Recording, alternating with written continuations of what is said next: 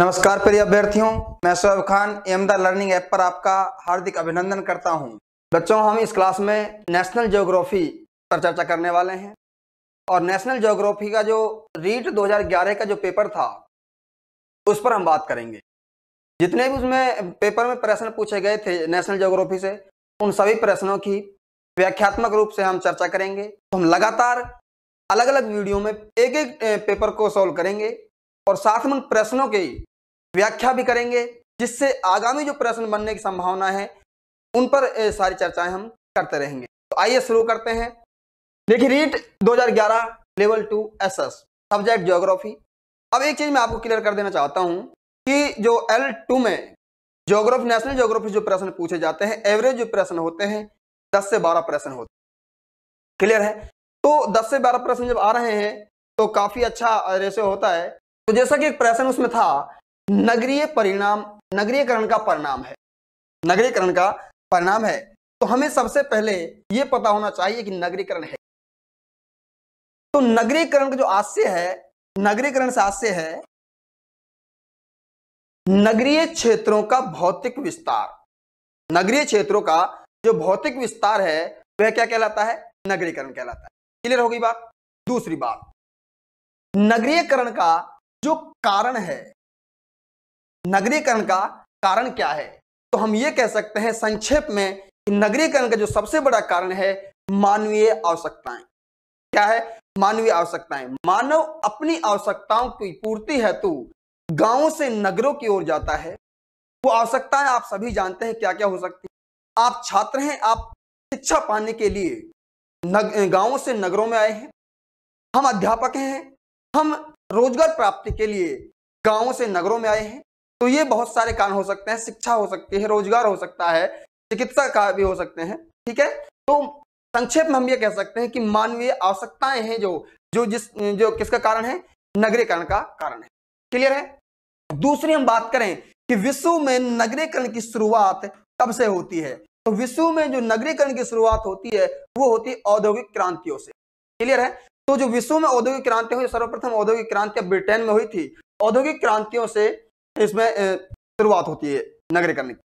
हम अगली जो बात करें, जो प्रश्न जो पूछा गया है उसने क्या कहा है कि नगरीकरण का परिणाम क्या है? ऑप्शन देखा हमने, शैक्षिक विकास का, ग्रामीण विकास का, ग्रामों से नगरों की ओर जनसंख्या का पलायन का। बिल्कुल, जो परिणाम जो निकला है, गांवों से नगरों की ओर जनसंख्या क्या हुआ है? पलायन हुआ है। क्लियर है? और क्या परिणाम हो सकते हैं? देखिए, ये तो हमें पता है कि ग्रामों से नगरों की ओर जनसंख्या का पलायन हुआ है, जिसके साथ साथ जो नगरों में जनसंख्या अस्थिरता हुई है, या हम ये कह सकते हैं ग्लोब पर भी जनसंख्या अस्थिरता हुई है। जैसे जिन क्षेत्रों से मानव आया है वहां जनसंख्या में कमी आई है, और जिन क्षेत्रों में जाकर वो बसा है वहां जनसंख्या बढ़ी है। तो हम ये कह सकते हैं कि जनसंख्या दाब में अस्थिरता आई है। दूसरा परिणाम हो गया। तीसरे हम परिणाम की बात करें तो हम ये कह सकते हैं कि नगरों में आवासीय समस्याएं उत्पन्न हुई है। नगरों में आवासीय समस्याएं उत्पन्न हुई है। चौथे कारण की हम परिणाम की बात करें तो वन विनाश हुआ है। हम बड़े बड़े कारणों की बात कर रहे हैं, नगरीकरण से वन विनाश हुआ है। और हम इसके अलावा बात करें तो मानव है जो सामाजिक मानव से, इससे सामाजिक मानव से अब आर्थिक मानव हो गया है। मानव सामाजिक मानव से आर्थिक मानव हो गया है। और हम इसमें बात करें तो मानव जो है सामाजिक दृष्टि से अब स्वार्थी, अविश्वास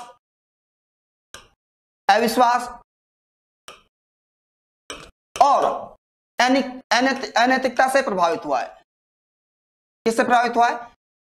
स्वार्थी भावना से, अविश्वास से और अनैतिकता से प्रभावित हुआ है। तो हम ये कह सकते हैं जो मुख्य जो कारण है नगरीकरण के वो ये हैं। ठीक है? नेक्स्ट प्रश्न की हम बात करें तो नेक्स्ट प्रश्न ये भी रीट 2011 में पूछा गया है, पृथ्वी का सबसे बड़ा महाद्वीप है। तो सबसे पहले हमको ये पता होना चाहिए कि महाद्वीप क्या है। तो आप सभी जानते हैं पृथ्वी का जो सबसे बड़ा महाद्वीप है एशिया महाद्वीप। तो जो सबसे बड़ा महाद्वीप एशिया है, लेकिन हमें यह पता होना चाहिए कि महाद्वीप क्या है। तो उसके लिए हम थोड़ी चर्चा करें तो यह कह सकते हैं कि एक छोटा भूखंड होता है, एक जो छोटा भूखंड पृथ्वी का, ये छोटा भूखंड जिसके चारों तरफ पानी भरा हुआ हो, उसे क्या कहते हैं? हम द्वीप कहते हैं। अगर यही भूखंड बहुत बड़ा है, उसे जिसके चारों तरफ पानी भरा हुआ है, तो उसे हम क्या कहेंगे? महाद्वीप कहेंगे। क्लियर है? दूसरी बात, हम ये कह रहे हैं कि जो पृथ्वी पर महाद्वीप है उनकी संख्या कितनी है? पृथ्वी पर महाद्वीपों की संख्या कितनी है? तो बच्चों, वैज्ञानिकों की नवीनतम खोज के अनुसार महाद्वीपों की संख्या वर्तमान में 8 है, नवीनतम खोज के अनुसार। दूसरी बात, इनको संख्या में थोड़ा ध्यान रखना, नवीनतम खोज के अनुसार महाद्वीपों की संख्या कितनी है? 7 है, जबकि कम्युनिस्ट विचारधारा के अनुसार महाद्वीपों की संख्या 5 है। कम्युनिस्ट विचारधारा के अनुसार महाद्वीपों की संख्या 5 है और कुछ विद्वानों के अनुसार महाद्वीपों की संख्या 6 है। कुछ विद्वानों के अनुसार महाद्वीपों की संख्या कितनी है? 6 है। साथ में जो हम अब तक पढ़ते आए हैं महाद्वीपों की संख्या 7 पढ़ते आए हैं, जो वर्तमान में नवीनतम कितनी हो गई है? 8 हो गई। अब हम एक एक की बात करें कि जो 8 महाद्वीप हैं वो किस प्रकार से हैं। तो मैं आपको क्रम के आधार पर बताऊंगा, तो आपको उसी क्रम के आधार पर लिखना है। क्लियर है? सबसे पहले हम महाद्वीप की बात करें तो क्षेत्रफल के आधार पर सबसे जो बड़ा महाद्वीप आता है वो आता है एशिया महाद्वीप। क्लियर है? वहीं दूसरा जो महाद्वीप आता है क्षेत्रफल के आधार पर वो आता है अफ्रीका महाद्वीप। तीसरा जो आता है वो आता है उत्तरी अमेरिका महाद्वीप।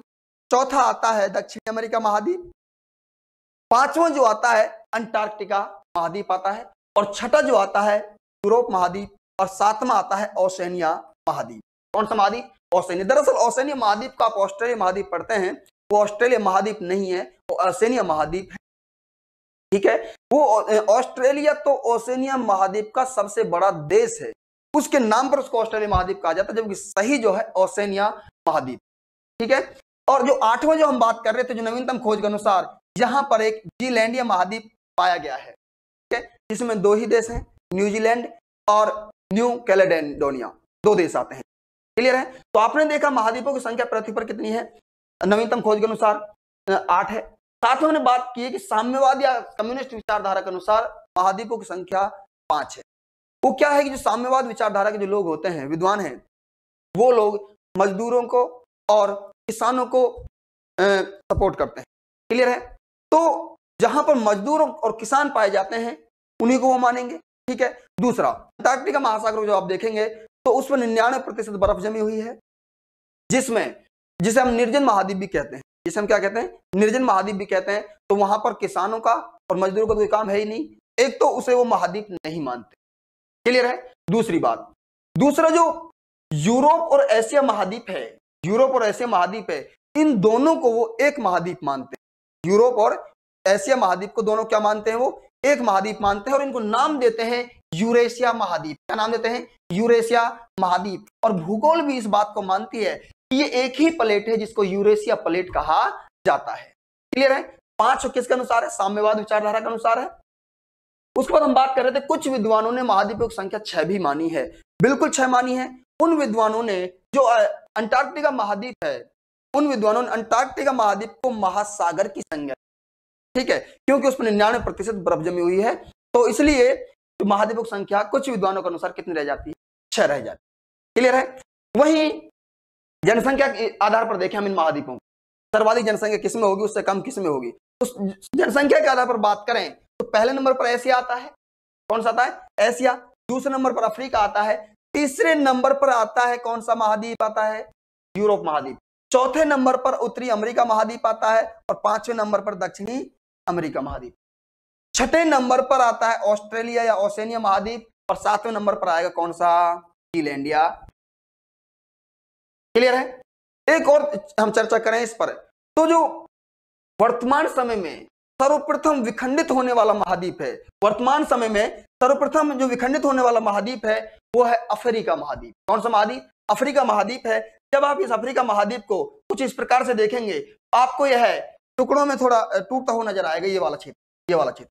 तो लगभग 300 से 400 वर्षों में कहा जाता है, विद्वानों का कहना है कि ये क्षेत्र इससे अलग हो जाएगा।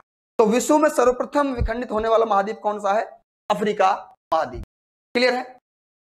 नेक्स्ट प्रश्न की हम बात करें तो नेक्स्ट प्रश्न है, यू आकार की घाटियां निर्मित होती हैं। यू आकार की घाटियां किससे निर्मित होती हैं? तो हम ये कहेंगे कि यू आकार की घाटियां हैं जो नदियों के द्वारा निर्मित होती हैं। आपने माही नदी पढ़ी होगी, तो जो माही नदी है वह अपने कर्क रेखा को 2 बार काटती है राजस्थान में, और साथ में अंग्रेजी के यू के समान, उल्टे यू के समान वह फैली हुई है राजस्थान में। क्लियर है? तो यू के समान जो घाटियों निर्माण होता है वो किसके द्वारा होता है? नदियों के द्वारा होता है। अब एक चीज और याद रखना, यहां पर एक तो घाटी शब्द है। क्या शब्द है? घाटी शब्द है, एक दर्रा शब्द है। ठीक है, नेक्स्ट देखें तो परतें किन चट्टानों में होती हैं? परतें किन चट्टानों में, यह प्रश्न भी आया हुआ है रीड 2011 में, सभी प्रश्न रीड 2011 के हैं। तो परतें किन चट्टानों में होती हैं? तो सबसे पहले हमको देखना होगा कि चट्टान क्या है, चट्टान किसे कहते हैं। तो चट्टान की जब हम बात करते हैं तो हम ये कह सकते हैं कि पृथ्वी की भूपटपट्टी का निर्माण करने वाले खनिज पदार्थों के खंडों को, पृथ्वी की भूपटपट्टी की निर्माण करने वाले खनिज पदार्थों के खंडों को या टुकड़ों को चट्टान या शैल कहते हैं। क्या कहते हैं? शैल या चट्टान कहते हैं। क्लियर है? अब ये चट्टानें हैं जो इनकी उत्पत्ति के आधार पर अगर हम इनका वर्गीकरण करें इनको 3 भागों में बांट सकते हैं। कितने भागों में? 3 भागों में बांट सकते हैं। सबसे पहली जो होती है आगन्य चट्टान। कौन सी? आगन्य। दूसरी होती है अवसादी चट्टान, अवसादी को परतदार चट्टान भी कहते हैं। तीसरी जो होती है कायांतरित चट्टानें होती है। कौन चट्टानें? कायांतरित चट्टानें होती है, या इनको रूपांतरित चट्टानें भी कहते हैं। ठीक है, रूपांतरित चट्टानें भी इनको कहा जाता है, कायांतरित चट्टानों को। अब मेरी बात सुनिए, जो अवसादी चट्टान है इनको क्या कहा जाता है? परतदार चट्टान भी कहा जाता है। तो आपका जो प्रश्न है यहीं से सोल्व हो जाता है, परत किन चट्टानों में पाई जाती है? तो परत जो है अवसादी चट्टानों में पाई जाती है। इनकी एक और विशेषता की हम बात करें, आग्नेय चट्टान नाम से स्पष्ट होता है कैसे निर्मित हुई होंगी? आग से। ठीक है, जो मैग्मा है उसके जमा होने से बनी होंगी। अब आप एक बात बताइए, इतना तप पदार्थ है, इतना तप पदार्थ है जिसके अंदर अगर हम कोई जीवाश्म डालें क्या वो बचेगा? नष्ट हो जाएगा। इसलिए हम ये कह सकते हैं जीवाश्म रहित जो चट्टानें होती हैं, कौन चट्टानें होती हैं? आगन्य चट्टानें होती हैं। ना इनमें जीवाश्म पाया जाता है आगन्य चट्टानों में, ना इनमें हाइड्रोकार्बन पाया जाता है। हाइड्रोकार्बन पाया जाता है? नहीं पाया जाएगा। ठीक है, हाइड्रोकार्बन, हाइड्रोकार्बन क्या है? हाइड्रोकार्बन एक अयस्क है जिससे हमें पेट्रोलियम पदार्थ प्राप्त होता है। ठीक है, हाइड्रोकार्बन इसमें नहीं पाया जाता है। साथ में इनमें जल भी नहीं पाया जाता है, इनमें रंध्र नहीं पाए जाते हैं, परतें इनमें नहीं पाई जाती है। किनमें? आगन्य चट्टानों में। पाया क्या जाता है? पाया वो जाता है जो पिघल गया हो उस समय, जब ये तप्त पदार्थ था उस समय पिघल गया हो और बाद में ठंडा जब हुआ हो इन चट्टानों के साथ वो भी ठंडा हो गया हो, तो वो चीजें होते हैं, वो चीजें धात्विक खनिज। तो धात्विक खनिज किन चट्टानों में पाए जाते हैं बच्चों? वो आगन्य चट्टानों में पाए जाते हैं। क्लियर है? वही अवसादी चट्टानों की बात करें तो अवसादी चट्टानों में जीवाश्म पाए जाते हैं, जीवाश्म पाए जाते हैं, हाइड्रोकार्बन पाया जाता है, जल इसमें पाया जाता है, रंध्र इसमें पाई जाती है, परतें इसमें पाई जाती हैं। किनमें? आगन्य सॉरी अवसादी चट्टानों में। वहीं हम कायांतरित या रूपांतरित चट्टानों की बात करें तो इनमें जो सबसे बड़ी जो इसकी विशेषता होती है, कोयला होता है एंथ्रासाइट, सबसे जो शुद्ध कोयला होता है, कार्बन मात्रा जिसमें सर्वाधिक पाई जाती है वो पाया जाता है कि इनमें कायांतरित चट्टानों में। इनको नाम से कायांतरित या रूपांतरित कम समय में परिवर्तित हो जाती है, अपने रूप में परिवर्तन कर लेती हैं, इसलिए इनको कहा जाता है कायांतरित या रूपांतरित चट्टानें कहा जाता है। इनका निर्माण तो एक ही प्रक्रिया से होता है, निर्माण एक ही प्रक्रिया से होता है। पृथ्वी के अंदर लावा जमता है, ठीक है, या पृथ्वी से ऊपर मैग्मा जम जाता है। ठीक है, अब जमने के बाद लावा और मैग्मा में थोड़ा फर्क होता है, लावा और मैग्मा में भी थोड़ा फर्क होता है। जब ये तप पदार्थ निकलता है, जब तक पृथ्वी में रहता है, जब तक कहां रहता है वो? पृथ्वी में रहता है, पृथ्वी में जमेगा तो वो कहलाता है मैग्मा। ठीक है, जब तरल तप पदार्थ पृथ्वी के अंदर होता है या पृथ्वी निकलते समय पृथ्वी के अंदर ही चट्टानों का रूप धारण कर लेता है तो वो कहलाता है मैग्मा निर्मित चट्टानें, मैग्मा कहलाता है। ठीक है, और जब वही तप पदार्थ पृथ्वी के बाहर आकर जमने लगता है, ठंडा होता है, उसे कहा जाता है लावा कहा। क्लियर है? तो जब ये लावा निर्मित या मैग्मा निर्मित चट्टानें निर्मित बन जाती हैं तो करोड़ों वर्ष बाद इनका अपर्दन होता है। इनका क्या होता है? अपर्दन होता है। और अपर्दन के बाद, अपर्दन का अर्थ होता है कटाव या घिसाव, उन अपर्दन के बाद जब टुकड़े जाएंगे, यहाँ थोड़े बड़े बड़े टुकड़े जाएंगे, इस प्रकार से वो एकत्र हो जाएंगे, तो उनसे इनमें परतें पाई जाएंगी, जीवाश्म पाए जाएंगे, पेट्रोलियम पदार्थ पाए जाएंगे, तो इन्हें क्या कहा जाता है? अवसादी चट्टानें कहा जाता है। अब अगले चरण में करोड़ों वर्ष बाद इन चट्टानों के अपरदन होगा, घिसाव होगा, और चूने के रूप में बारीक बारीक छोटे छोटे जो टुकड़े जाएंगे, जिनको हम क्या कहेंगे? कायांतरित या रूपांतरित चट्टानें कहेंगे। क्लियर है? नेक्स्ट प्रश्न की बात करें, वायुमंडल की सबसे निचली परत है, वायुमंडल की सबसे निचली परत है। अब वायुमंडल क्या है? देखिए, ये हमारी पृथ्वी, इसके चारों तरफ एक आवरण है। क्या है? एक आवरण है, और वो आवरण किसका? गैसीय आवरण है बच्चों। कैसा आवरण है? गैसीय आवरण है, जिसमें विभिन्न प्रकार की गैसें पाई जाती है। ठीक है, तो हम ये कह सकते हैं कि पृथ्वी के चारों ओर सैकड़ों किलोमीटर की जो गैसीय आवरण है, उस परत को हम क्या कहते हैं? वायुमंडल कहते हैं। क्या कहते हैं? वायुमंडल कहते हैं, जिससे हम मुख्य 5 भागों में विभाजित करते हैं। कितने भागों में? 5 भागों में विभाजित करते हैं। और इस वायुमंडल में जो गैसें पाई जाती है, सर्वाधिक गैस पाई जाती है नाइट्रोजन पाई जाती है। कौन सी? नाइट्रोजन जो गैस है सर्वाधिक पाई जाती है, लगभग 78%। लगभग कितने प्रतिशत? 78% इसमें नाइट्रोजन पाई जाती है। नाइट्रोजन जो है आग बुझाने के काम आती है। अगर वायुमंडल में नाइट्रोजन की मात्रा कम होती तो आग लगने की संभावना है। क्लियर है? दूसरा, इसमें जो पाई जाती है ऑक्सीजन पाई जाती है, लगभग 20 पाई जाती है। लगभग कितने प्रतिशत? 20% पाई जाती है। ठीक है, अब हम इसकी बात करें, जो क्रम है इनका, वायुमंडल में जो परतों का क्रम है, उनकी हम बात करें तो कुछ इस प्रकार से होता है। सबसे जो नीचे जो होते हैं क्षोभ मंडल होता है। कौन सा होता है? क्षोभ मंडल, सबसे नीचे। अब क्षोभ मंडल की जो विशेषताएं हैं, तो उसकी हम एक बार बात करें तो हम ये कह सकते हैं कि जितनी भी मौसमी घटनाएं घटती हैं, वो सभी किस में घटती हैं? क्षोभ मंडल में घटती है। सभी मौसमी घटनाएं क्षोभ मंडल में घटेंगी। बादल वगैरह जो होंगे, आंधी तूफान वगैरह आएंगे, किस में आएंगे? क्षोभ मंडल में आएंगे। क्लियर है? दूसरी हम बात करें, समताप मंडल की बात करें। किसकी बात करें? समताप जो मंडल है, समताप मंडल में वायुयान का संचालन होगा। समताप मंडल में क्या होगा? वायुयान का संचालन होगा। और अगर हम ऊंचाई की बात करें बच्चों, ऊंचाई कुछ इस प्रकार से होती है। क्षोभ मंडल की ऊंचाई होती है 8 से लेकर 18 किलोमीटर। 8 से लेकर 18 किलोमीटर। क्लियर है? अब ये 8 कहां पर है? 8 होगी बच्चों विषुवत रेखा पर। कहां पर होगी? विषुवत रेखा पर। और 18 किलोमीटर होगी ध्रुवों पर। औसतन की बात करें तो दोनों को जोड़ दीजिए, 8 और 18 कितने हो जाएंगे? 26 हो जाएंगे। दोनों को 2 का भाग देंगे तो 13 किलोमीटर। औसतन जो ऊंचाई आती है वो 13 किलोमीटर आती है। सभी की ऊंचाई इसी प्रकार से है। दूसरा क्या है? समताप मंडल, जिसमें वायुयानों का संचालन होता है। तो जो समताप मंडल है, इसकी ऊंचाई आती है 18 से लेकर 32 किलोमीटर। 18 से लेकर 32 किलोमीटर तक। उसके बाद तीसरा जो आता है मध्यम मंडल आता है। मध्यम मंडल की ऊंचाई जो होती है 32 से लेकर 60 किलोमीटर तक होगी। और उसके बाद आयन होगा। आयन की जो ऊंचाई होगी 60 से लेकर 640 किलोमीटर होगी।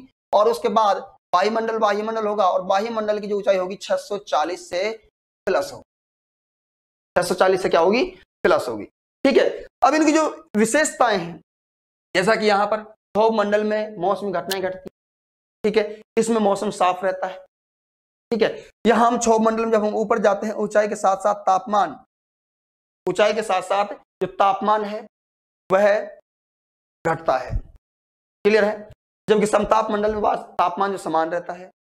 ठीक है, और अगर इन सबके हम कंबाइंड बात करें तो हम ये कह सकते हैं कि ऊंचाई के साथ साथ वायु दाब में गिरावट आती है। किसमें? वायु दाब में गिरावट आती है। ठीक है, और किस एवरेज से गिरावट आती है? प्रत्येक 300 मीटर ऊंचाई पर 34 मिलीबार वायु दाब कम हो जाती है, और इसीलिए जो ऊंचाई पर जाने पर सांस लेने में प्रॉब्लम होती है। ठीक है, तो इस क्रम को याद रखेंगे। जो वायुमंडल का जो सबसे निचली परत कौन सी? क्षोभ मंडल, उसके बाद समताप मंडल, मध्यम मंडल, आयन मंडल और वायुमंडल। ठीक है, नेक्स्ट प्रश्न की बात करें तो देखिए, विश्व में सर्वाधिक लवणता वाला महासागर है।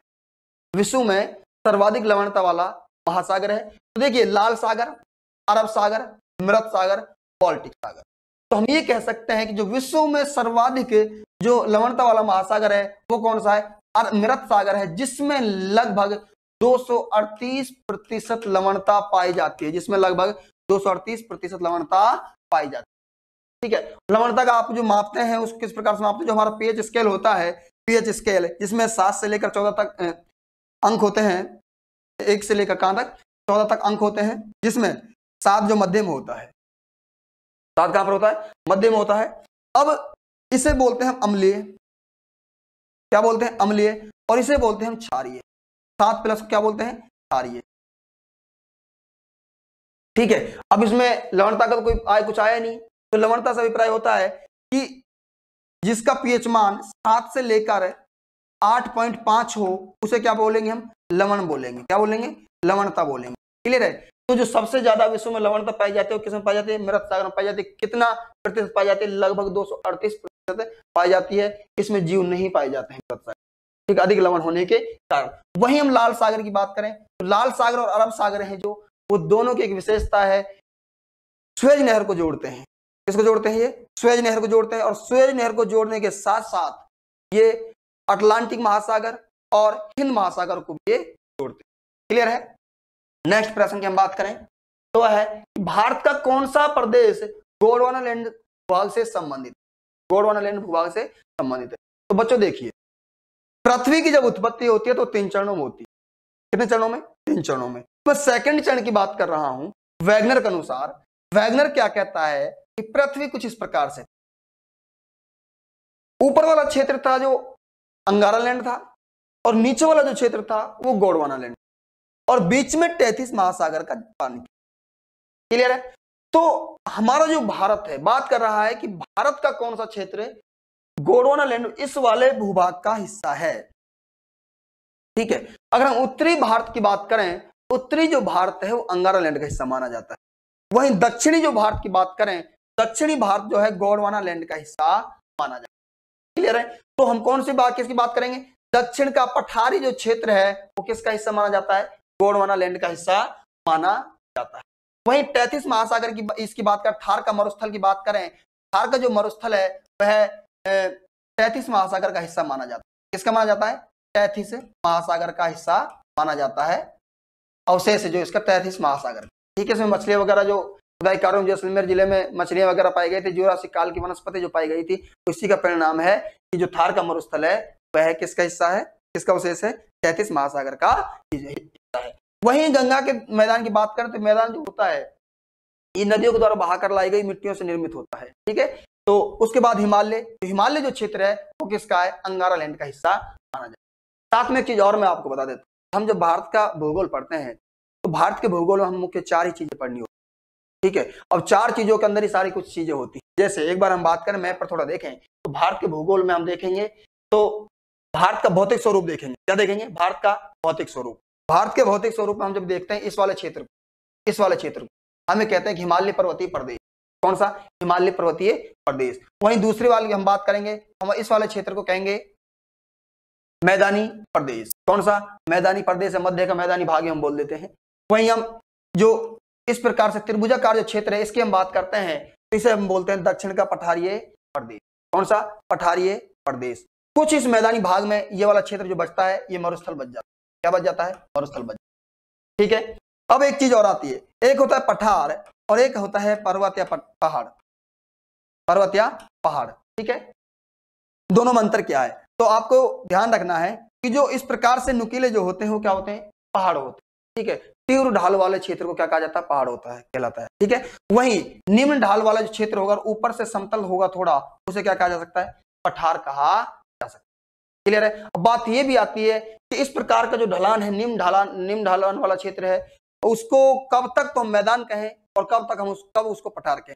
याद रखना, अगर इस प्रकार से थोड़ा 1000 मीटर तक, कितने मीटर तक? 1000 मीटर तक की ऊंचाई वाला क्षेत्र है पठार के आकार में, ऊपर से वो थोड़ा समतल है और थोड़ा निम्न ढाल वाला क्षेत्र है, तो 1000 की मीटर तक तो हम बोलेंगे उसको मैदान। क्या बोलेंगे? मैदान। और जब 1000 मीटर से प्लस हो जाता है, वह 1000 मीटर से प्लस हो जाता है तो वह पठार की में आ जाता है। क्लियर है? नेक्स्ट प्रश्न की बात करें तो प्रश्न है कि सुंदरी वृक्ष किस प्रकार के वनों में पाया जाता है? अब सुंदरी जो वृक्ष है किस प्रकार के वनों में पाया जाता है? सबसे पहले हम ये देखें सुंदरी वृक्ष क्या है। ये सुंदरी जो वृक्ष है ये एक हेलोफाइट पौधा होता है। कैसा पौधा होता है? हेलोफाइट। अब ये पाया किन पौधों में जाता है, किन वनों में पाया जाता है? तो ये मैंग्रोव वनों में पाया जाता है। कौन से वनों में? मैंग्रोव वनों में पाया जाता है। अब हमको मैंग्रोव वनों को नहीं पता मैंग्रोव वन क्या है।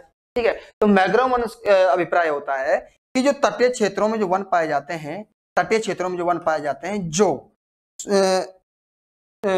समुद्र के जल से मुख्य भूमि की रक्षा करते हैं, उन्हें क्या कहते हैं? मैंग्रोव वन कहते हैं। साथ में ये वन जैव विविधता के लिए उपयोगी होते हैं, क्योंकि इसमें बहुत सारे जलीय जीव पनपते हैं, उनके लिए भोजन आता है इनसे, तो जैव विविधता के लिए भी अच्छे होते हैं ये। और मुख्य भूमि को सुनामी वगैरह से सुरक्षा प्रदान करते हैं, जिनको क्या कहते हैं? मैंग्रोव। उन्हीं मैंग्रोव वनों में एक पौधा पाया जाता है हेलोफाइट, जिसे क्या कहा जाता है? सुंदरी वृक्ष कहा जाता है। अब एक चीज समझ में आ गई, तटीय वन है ये। अब तटीय जो वन है वो ज्वारीय वन कहलाते हैं। क्या वन कहलाते हैं?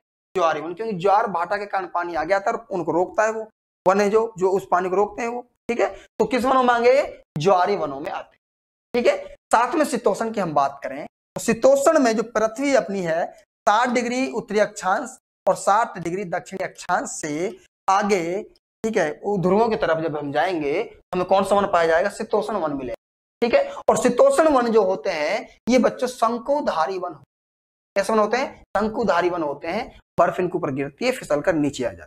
क्लियर है? वहीं भूमध्य सागरीय वन की बात करें तो भूमध्य सागरीय जो वन होते हैं ये बच्चों ये कह सकते हैं हम कि जीरो फाइट वन होते हैं। क्या कहलाते हैं? Zero fight one, zero fight one कहलाते हैं। और इन वनों को या इस भूमि को विश्व में बागानों की भूमि कहा जाता है। क्या कहा जाता है? बागानों की भूमि या बागानों की छत कहा जाता है। क्लियर है? वहीं मरुस्थलीय वनों की हम बात करें तो मरुस्थलीय वन आप जानते हैं कि जो कटीले वन जो होते हैं, ठीक है, पानी की तलाश में जिनकी जड़ें दूर दूर तक फैली हुई होती हैं, उन्हें क्या कहते हैं? मरुस्थलीय वन कहते हैं। लंबी जड़ें, जिन वनों की लंबी जड़ें होती हैं उन्हें मरुद्भिद वन कहते हैं। क्या कहते हैं? मरुद्भिद वन कहते हैं। क्लियर है बच्चों? मरुद्भिद या फिर जीरो फाइट वन भी कहा जाता है। किसके कारण कहा जाता है बच्चों? ये लंबी जड़ों के कारण इनको कहा जाता है। क्लियर है? तो मरुस्थल में मरुद्भिद या जीरो फाइट वन, लंबी जड़ों वन। क्लियर है? वहीं उत्तरी भारत में शीतकालीन वर्षा का कारण पूछा है आपसे। क्या कारण है उत्तरी भारत में जो शीतकालीन वर्षा होती है? अब आप जानते ही हैं हमारे भारत में जो शीतकालीन जो वर्षा होती है अपन क्या बोलते हैं उसको बच्चों? हम बोलते हैं उसको मावठ। क्या बोलते हैं? मावठ। अब मावठ जब आप शब्द आया है तो आप समझ गए होंगे क्या है ये, ठीक है। तो मावठ जो है सर्दियों में हमारे भारत में होती है। क्यों होती है? तो पश्चिम से भारत में या हमारे क्षेत्र में गर्म हवाएं आती हैं, निम्न वायुदाब वाली, और उस समय भारत में उच्च वायुदाब होती है। जब उच्च वायुदाब में निम्न वायुदाब आकर मिलती है तो हमारे यहाँ की वायु को वो निम्न करती है। जब वायु निम्न होती है, निम्न वायुदाब वाली होती है, तो उसे अपने अंदर से जल की मात्रा को छोड़ना पड़ता है। वो जल की मात्रा हमारे पृथ्वी पर आती है वर्षा के रूप में, जिसे हम स्थानीय भाषा में मावठ कहते हैं। क्लियर है? कब होता है? सर्दियों में होता है, क्योंकि सर्दियों में उच्च वायुदाब बनती है, ठीक है। अब ये बात आती है कि मावठ जो है ये उपयोगी किसके लिए है? तो ये कृषि फसल के लिए उपयोगी है। कौन सी फसल के लिए? रबी की फसल के लिए उपयोगी। अब रबी की फसलों में भी कौन सी फसल है? तो बच्चों याद रखना कि गेहूं आपने देखा होगा, गेहूं की फसल के लिए है उपयोगी। कौन? मावठ। क्लियर है? किसके कारण होती है? पश्चिमी चक्रवातीय विक्षोभों के कारण, ठीक है। नेक्स्ट, सिंदरी किस उत्पादन के लिए प्रसिद्ध? तो सिंदरी क्या है? सिंदरी हम ये कह सकते हैं कि झारखंड राज्य में एक धनबाद जिला है। इस धनबाद जिले में एक औद्योगिक नगरी है जिसे सिंदरी औद्योगिक नगरी कहा जाता है। क्या कहा जाता है? सिंदरी औद्योगिक नगरी कहा जाता है। और ये सिंदरी जो औद्योगिक नगरी है यह रासायनिक उर्वरक के लिए प्रसिद्ध। किसके लिए प्रसिद्ध है? रासायनिक उर्वरक के लिए प्रसिद्ध है। हालांकि 2002 में इसे बंद कर दिया, ठीक है। कब बंद कर दिया गया है? 2002 में इसको बंद कर दिया गया है। नेक्स्ट हम देखें, पेट्रो रसायन है जो पेट्रो रसायन के लिए ठाणे मुंबई प्रसिद्ध है। कौन है? ठाणे मुंबई प्रसिद्ध है। और जो सूती वस्त्र इसके लिए आप सभी जानते हैं मुंबई, वो सूती वस्त्र नगरी जो है मुंबई। और उसके बाद सीमेंट है जो उसके लिए क्या आ जाता है? एमपी आ जाता है। क्लियर है? नेक्स्ट प्रश्न की हम बात करें तो भाखड़ा नांगल परियोजना किस नदी पर स्थित? कौन सी परियोजना? भाखड़ा नांगल। सबसे पहले तो हमको ये पता होना चाहिए कि भाखड़ा नांगल जो परियोजना है एक बहुउद्देशीय परियोजना। ठीक, कैसी परियोजना है? बहुउद्देशीय। बहुउद्देशीय परियोजना से अभिप्राय होता है कि ऐसी परियोजना जिसका लक्ष्य कई उद्देश्यों को पूरा करना होता है, ठीक है। जैसे पृथ्वी के जल स्तर को बढ़ाना है, उसका मत्स्य पालन भी करना है, विद्युत भी बनानी है, वहां पर सिंचाई सुविधा भी उपलब्ध करानी है, पेयजल सुविधा भी उपलब्ध करानी है वहां पर, ठीक है, मत्स्य पालन वहां पर करना है। तो बाढ़ की समस्या का भी समाधान करना है, जल निकासी समस्या का समाधान करना है, तो वो किस में आती है, बहुउद्देशीय परियोजना। तो भाखड़ा नांगल परियोजना है जो ये बहुउद्देशीय परियोजना है, ठीक है, और यह देश की सबसे बड़ी बहुउद्देशीय परियोजना है। दूसरा तो भाखड़ा बांध है, यह भारत का सबसे ऊंचा गुरुत्वीय बांध है, सबसे ऊंचा गुरुत्वीय बांध है। क्लियर है। अब बात ये कर रहा है कि किस नदी पर है, तो ये सतलज नदी पर है। किस नदी पर है, सतलज नदी पर है। अगर राज्य हमसे पूछा जाता है बच्चों, तो राज्य इसमें आता है पंजाब। क्या आता है, पंजाब आता है, ठीक है। और सेकंड जो प्रायिकता होती है वो हिमाचल प्रदेश है, क्योंकि इसका कुछ जो हिस्सा है वो हिमाचल प्रदेश का भी। क्लियर है। इसमें दो बांध है, तो उन दोनों बांधों के आधार पर पंजाब और हिमाचल प्रदेश। क्लियर है। नेक्स्ट प्रश्न की बात करें, वर्षा जल संग्रहण लाभदायक है। कि जो वर्षा का आपने जल इकट्ठा किया वो किसके लिए लाभदायक, आप सभी जानते हैं किसके लिए लाभदायक होगा वो, ठीक है। आप अगर जल आप अपने मटके में भी आप भर रखा है आपने, तो क्यों भर रखा है आपने, लाभदायक तो है ना वो। तो आपको थोड़ा बड़े स्तर से सोचना है उस स्थान पर, ठीक है। जैसे यहाँ पर ऑप्शन देखा आपने, सिंचाई के लिए कृषि, दो ऑप्शन, एक सिंचाई के लिए कृषि के लिए, दोनों समान हो गए ये तो, ठीक है, तो ये हो नहीं सकते। तीसरा हमने देखा जल विद्युत उत्पादन के लिए, ये भी इतना फैक्ट नहीं है। अगर हम इसकी बात करें भूमिगत जल स्तर को सुधारने के लिए, बिल्कुल सही, गलत इन ऑप्शन में एक भी नहीं है, ठीक है। लेकिन सर्वाधिक जो हम मान्यता देते हैं कौन सा होगा, डी ऑप्शन, भूमिगत जल स्तर को सुधारने के लिए। साथ में जल निकासी समस्याओं के समाधान के लिए भी होता है, और जल संरक्षण के लिए भी होता है ये, ठीक है। जल संरक्षण करते हैं इससे। और हम मुख्य जो वो करें, तो जो मरुस्थलीय जो क्षेत्र होते हैं, मरुस्थलीय क्षेत्र जो होते हैं वहां पर सिंचाई और पेयजल के लिए भी इनको काम में लिया जाता है। जैसा कि आप जानते हैं कि पश्चिमी राजस्थान में जो दो स्तूपों के मध्य का जो क्षेत्र होता है, पलायनुमा झीलें जो होती हैं, उनको पालीवाल ब्राह्मण कृषि के लिए उपयोग में लेते हैं, ठीक है, पश्चिमी राजस्थान में। तो कृषि के लिए भी हो जाता है, सिंचाई के लिए भी हो जाता है, लेकिन यहाँ पर सर्वाधिक जो है भूमिगत जल के लिए है, ठीक है। अब एक बात आती है जल संरक्षण। क्या है, जल संरक्षण। अब संरक्षण का जो अर्थ होता है बच्चों, संरक्षण का अर्थ होता है बचाव, ठीक है, यानी जल का बचाव सदुपयोग कैसे कर सकते। तो जल का सदुपयोग बचाव ना, उसको दो प्रकार से किया जाता है। एक तो परंपरागत विधियों के आधार पर, और एक आधुनिक या गैर परंपरागत विधियों के आधार पर। परंपरागत विधियों के आधार पर वो विधियां आती हैं जो प्राचीन काल से चली आ रही हैं। जैसे हम तालाबों को में पानी को इकट्ठा कर लेते हैं, या हम नाडा टांका बनाकर उसको पानी का स्टॉक कर लेते हैं, ठीक है। वो सारी तालाब वगैरह हम कर लेते हैं, वो सारी की सारी परंपरागत जल संरक्षण। साथ में वर्तमान में जो नवीनतम जो विधियां चल रही हैं जल संरक्षण की, तो वो विधियां हैं कि जैसे हम आज सिंचाई पद्धति में एक ड्रिप सिंचाई लेकर आए हैं, फुहारे पद्धति लेकर आए हैं, तो आधुनिकता में आ रही है। साथ में हम जल का संरक्षण कई प्रकार से कर रहे हैं, उसका पुनर्चक्रण हम कर रहे हैं। फैक्ट्री से जो पानी निकलता है, गंदा पानी निकल रहा है, उस पानी का हम पुनर्चक्रण करने की कोशिश कर रहे हैं, तो आधुनिकता के आधार, ठीक है। तो ये दो प्रकार से जल संरक्षण किया जा सकता है, परंपरागत और गैर परंपरागत, ठीक है। तो हमने बच्चों इस क्लास में रीट 2011 के एसएस में नेशनल ज्योग्राफी की चर्चा की है। नेक्स्ट क्लास में हम 2012 के पेपर की बात करेंगे। जब तक के लिए धन्यवाद।